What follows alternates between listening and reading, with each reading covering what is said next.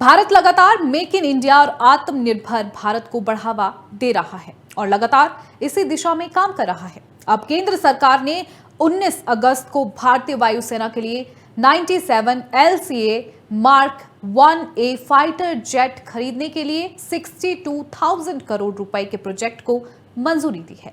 रक्षा सूत्रों ने news agency NI को बताया कि एक हाई लेवल मीटिंग में फाइटर जेट की खरीद को अंतिम मंजूरी दी गई है। हिंदुस्तान एरोनॉटिक्स लिमिटेड के लिए इन एयरक्राफ्ट को बनाने के लिए ऑर्डर मिलने का रास्ता भी लगभग साफ हो गया है, क्योंकि मेक इन इंडिया पहल को बढ़ावा देते हुए प्रधानमंत्री नरेंद्र मोदी लगातार हिंदुस्तान एरोनॉटिक्स लिमिटेड के सुधार पर जोर दे रहे हैं। मोदी सरकार के दौरान हिंदुस्तान एरोनॉटिक्स लिमिटेड को सभी तरह के स्वदेशी लड़ाकू विमान, हेलीकॉप्टर और उनके इंजन बनाने के ऑर्डर मिले हैं।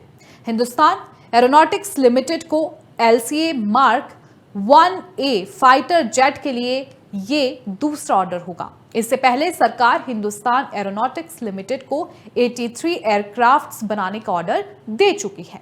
ऐसे में सबसे इंपॉर्टेंट सवाल यह है कि आखिर तेजस मार्क 1A की खासियत क्या है। अब इसके बारे में आपको बताएंगे, ग्राफिक के जरिए से समझेंगे। तो बता दें कि तेजस मार्क 1A एक आधुनिक लड़ाकू विमान है जिसमें कई उन्नत विशेषताएं हैं।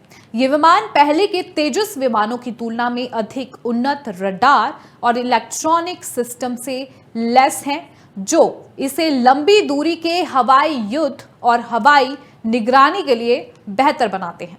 इस विमान में 65% से अधिक हिस्सा भारत में बना है, जो देश की तकनीकी प्रगति को दर्शाता है। इसका डेल्टा विंग डिजाइन इसे हल्का और तेज बनाता है।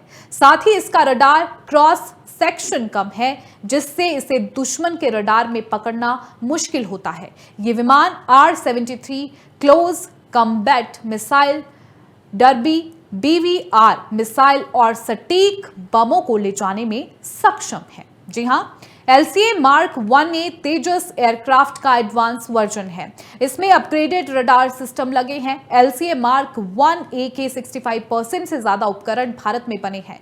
तेजस को भी हिंदुस्तान एरोनॉटिक्स लिमिटेड ने डेवलप किया है। ये सिंगल इंजन वाला हल्का लड़ाकू विमान है। केंद्र सरकार ने साल 2021 में हिंदुस्तान एरोनॉटिक्स लिमिटेड को भारतीय वायुसेना के लिए 83 LCA मार्क 1A बनाने के लिए 46,898 करोड़ रुपए का कॉन्ट्रैक्ट दिया था। कंपनी के पास 83 एयरक्राफ्ट की डिलीवरी करने के लिए 2028 तक का समय है।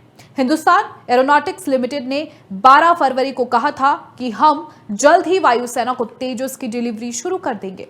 HAL के चेयरमैन और मैनेजिंग डायरेक्टर DK सुनील ने कहा है कि डिलीवरी में देरी के पीछे इंडस्ट्री को जिम्मेदार ठहराया जा रहा था, लेकिन ये देरी तकनीकी खामी की वजह से हुई है। अब इसे दूर कर लिया गया है। रक्षा सूत्रों ने बताया कि 97 एयरक्राफ्ट के नए प्रोजेक्ट से भारतीय वायुसेना को अपने MiG-21 विमानों के बेड़े को बदलने में मदद मिलेगी। भारतीय वायुसेना में 62 यानी 62 साल तक सर्विस देने के बाद MiG-21 लड़ाकू विमान 19 सितंबर को रिटायर होगा।